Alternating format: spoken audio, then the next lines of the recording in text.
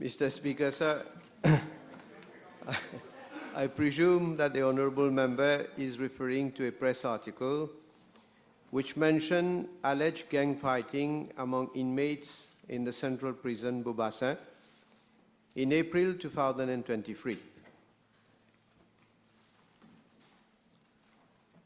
As a matter of fact, the Acting Commissioner of Prisons has informed me that the incident was actually a spontaneous fight among some detainees. It occurred on Sunday, 2nd of April 2023, at around noon, in one of the association yards of the central prison Bobassin, where detainees were gathered after their meal had been served.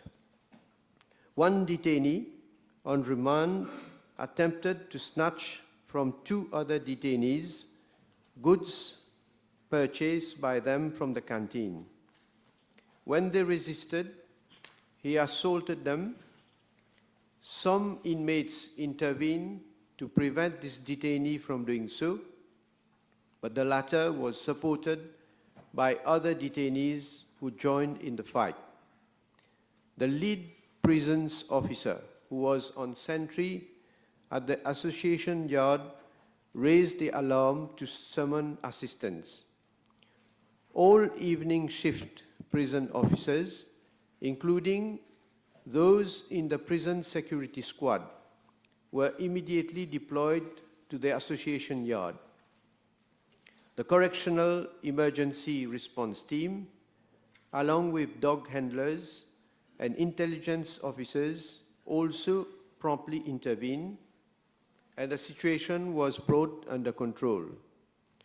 The lead prisons officer and 4 detainees sustained injuries. Mr. Speaker, sir, I am also informed that further immediate actions were taken as follows, namely, 1. The lead prisons officer and 4 detainees who sustained injuries were dispensed first aid treatment by the prison health service officers. 2 of the detainees were referred to the Jawaharlal Nehru Hospital for further treatment, and 1 of them was admitted thereat and discharged on Tuesday, 4th of April. 2. A head count was carried out, and all detainees except those referred to the Jawaharlal Nehru Hospital were locked up as a security measure. 10 of the 11 detainees who were involved in the fight were segregated in another block. And 3, a thorough search was carried out in the said association yard for the purpose of identifying unauthorized items. Mr. Speaker, sir, I am informed that on the following day, 10 of the 11 detainees who were involved in the fight were transferred to other penal institutions and segregated thereat as follows: 3 to the Phoenix prison, 3 to the Special Protection Unit at the Eastern High Security Prison Melrose, 3 to the Special Protection Unit at the Central Prison Bobassin, and 1 to the Special Protection Unit at the Grand River Northwest Remand Prison. The detainee who was admitted to the Jawaharlal Nehru Hospital was, on his discharge on 4th of April 2023, segregated at the Special Protection Unit at the Central Prison Bobassin. I am also informed that the matter was referred to the Berkeley Police Station and that the police inquiry is in progress. In addition, the Prisons Department had instituted a departmental inquiry to look into the circumstances leading to the incident and to submit its findings, including recommendations and further remedial actions. During the course of the inquiry, statements were recorded from all prison officers and the detainees present at the time of the fight. Mr. Speaker, sir, the departmental inquiry identified 5 detainees as the main instigators of the fight and found that the prison staff promptly intervened and restored order and discipline in the association yard. The departmental inquiry has come up with the following main recommendations with a view to further beefing up security at that prison. 1. Reinforce supervision in association yards. 2. Detainees coming from the same locality be detained in different association yards or institutions. 3. Correctional Emergency Response Team officers and intelligence officers to be deployed during the distribution of meals to supervise movement of detainees. 4. Regular searchers to remove any unauthorized items. And 5. Welfare officers to organize more activities like indoor games, football and volleyball for detainees. These recommendations are being implemented by the Prisons Department with due consideration of operational needs. Mr. Speaker, sir, the Prisons Department has been proactively taking a series of measures to enhance safety and security in our prisons and for the rehabilitation and welfare of inmates.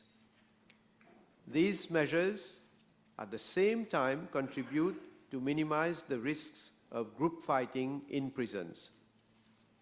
Security measures in place in prisons include the following. 1. Searches on all persons entering or leaving the prisons. 2. Search of cells, workshops, and areas within the prison perimeter by the search team. 3. Use of CCTV surveillance cameras in blocks, yards, and workshops. 4. Use of body orifice security scanner chair to detect hidden metallic prohibited articles in body cavity at Eastern High Security Prison, Beaubassin Prison, New Wing Prison, and Women Prison. 5. Escort under close supervision of detainees attending public hospitals and other places. 6. All detainees requiring admission in public hospitals are directed to one specific hospital, that is at Jawaharlal Nehru Hospital, except for specialized care where special security arrangements have been made for control purpose and for access to the public. 7. Use of sniffer dogs for the detection of mobile phones and drugs, and of handheld metal detectors to detect metallic objects. 8. Regular patrols within the prison premises to discourage pelting of drugs. 9. Intelligence gathering by the Prison Intelligence Unit to prevent drug trafficking in prisons. 10. Discreet use of mobile phone detectors on officers during parade. 11. Regular strip searches on officers suspected to be introducing prohibited articles. 12. Vehicular patrols in the main roads surrounding prisons. 13. Regular reshuffling of officers irrespective of their ranks. 14. Surveillance through watchtowers. 15. Segregation of detainees with aggressive attitude in segregation and protection units 16, installation of a full X-ray body scanner at the Central Prison, Beaubassin, since 14th of February 2022 for detection of prohibited articles. A contract has already been awarded for the procurement of 2 additional such equipment, which are expected to be delivered in June of this year. Mr. Speaker, sir, the role of prison staff is to uphold safety and security in prisons, while at the same time work towards the rehabilitation of detainees. As such, ongoing staff training constitutes an essential tool in the achievement of the objectives of the prisons department. In order to render rehabilitation more effective and reduce recidivism, it is important that the criminogenic needs of offenders, that is, those factors in an offender's life that are directly related to recidivism, are targeted and addressed. This necessitates staff who have been specially trained in this field. I am informed that the Mauritius Prison Service is considering the possibility of prison officers undergoing a training of trainers program with a view to addressing the criminogenic needs to reduce reoffending. The Prisons Department firmly believes in the rehabilitation of detainees with a view to facilitating their reintegration in the community. In this context, the department carries out a host of rehabilitation programs for the benefit of detainees. The rehabilitation programs are carried out either in-house or with the support of non-governmental organizations and other governmental organizations. And some of these programs include anger management therapy, stress management techniques, pre-release and post-release scheme, suicide prevention, breathing techniques, positive thinking, yoga and meditation. In addition, detainees also benefit from vocational training on pastry making, masonry, garment making, amongst others. They also participate in recreational activities, numeracy and literacy activities, in sensitization campaigns on HIV/AIDS, in agricultural farming, and in faith-based programs and activities. Thank you. Yes, thank you, Mr. Speaker. The Honourable Prime Minister has pointed out the several measures proposed by the Prison Department. Is the Prime Minister aware that the Lam Shangling report way back in 2018 pointed out that there is a strong correlation between gang fighting, drugs and corruption in our prison system? And is it not high time to have an independent assessment as to how our prison authorities are operating in this climate of drug, corruption and gang fighting affecting our prison officers who are also working there? Yes, Mr. Speaker, sir, I am aware of the recommendations of the report of the Commission of Inquiry on Drug Trafficking. And in fact, in line with these recommendations, the Declaration of Assets Mauritius Prison Service regulations were promulgated with effect from 4th of April 2022 for every officer of the departmental grade in the prisons department to make a declaration of his assets and liabilities, as well as those of his family and close relatives. And out of the 61 recommendations made in the Commission of Inquiry on Drug Trafficking report of July 2018, as at date, let me inform the House that the status is as follows. 43 have adequate measures in place. 11 have already been implemented. 5 measures are not feasible, and 2 measures are pending implementation. Now, further, there is, of course, a regular monitoring of some of the criminals, especially those who have been convicted of drug trafficking.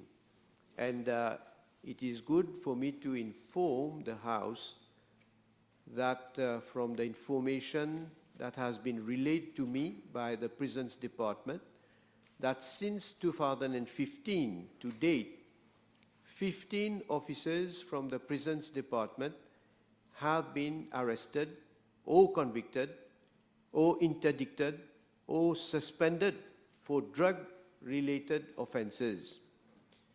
18 prison officers have been mentioned in the report of the Commission of Inquiry on Drug Trafficking, and a task force which has been constituted under the chair of the Director of ICAC for the conduct of inquiries on cases that have been identified in the report, and the cases of the 18 prison officers are being followed up by the ICAC and the police. So,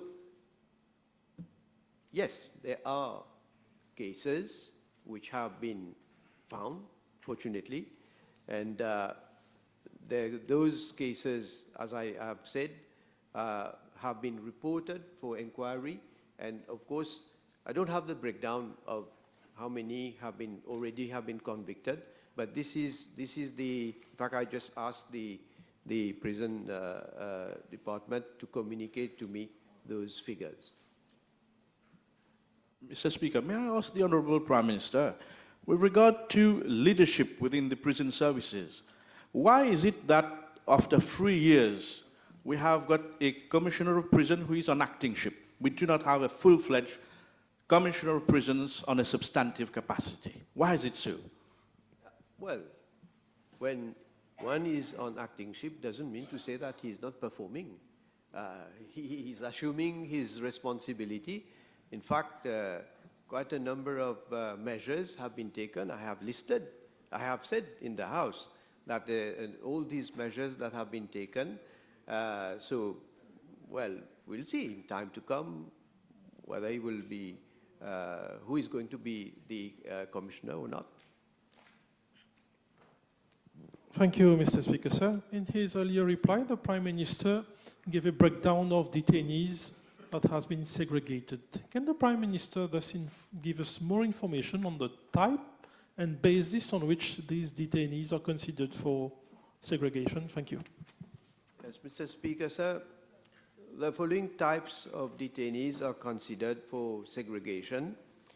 Those who have committed aggravated prison defaults, those who have been persistently committing minor prison defaults and thus are in fact exercising a bad influence on other detainees, those who are of bad character and might endanger the security of the prison by instigating other detainees for misconduct, those who are suspected of brewing trouble where they are located and thus exercising bad influence on other detainees, those who need to be segregated for their own protection because their security cannot be fully ensured in the residential units, those who are suspected of or convicted for having committed serious criminal offenses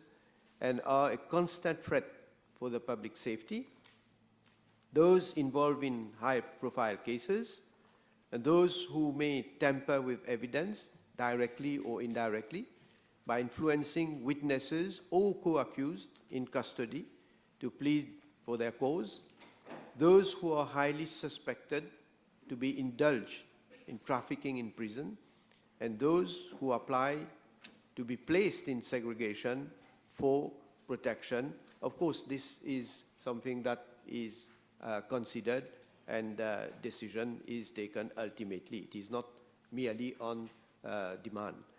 So segregation may be in the form of transfer to another prison or to another unit within the existing prison. Honorable Badal. Thank you, Mr. Speaker, sir. The Prime Minister mentioned a spontaneous incident. I asked him whether it was a spontaneous incident or whether it was a règlement de compte between gangs involved in drug trafficking within the prison. And the second thing I would like to ask Mr. Speaker. One by one. This is supplementary question.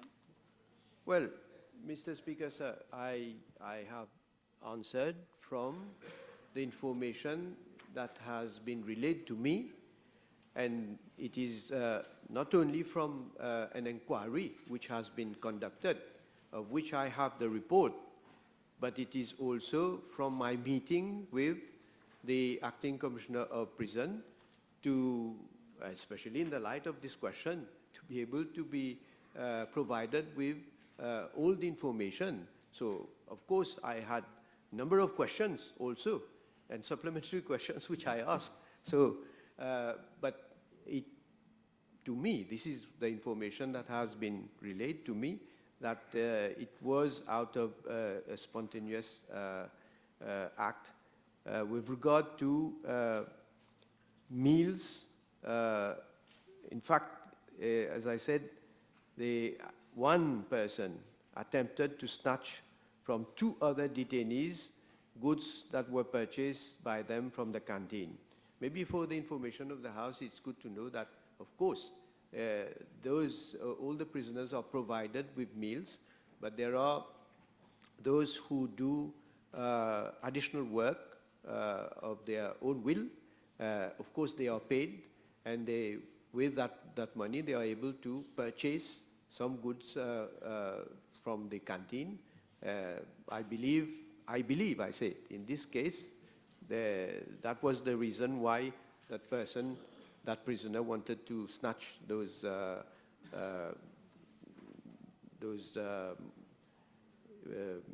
well, they were meals from those two persons. So, but if the honourable member has information to the effect that could be or could have been a matter of some people getting fighting against another for whatever reason he is aware, of course you can provide me those information. I will of course look into it.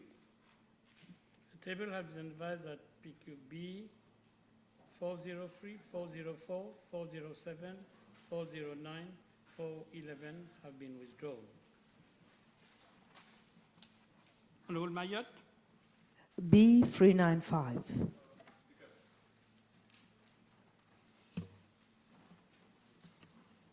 Yeah. Mr. Speaker, sir, under section 143 of the Criminal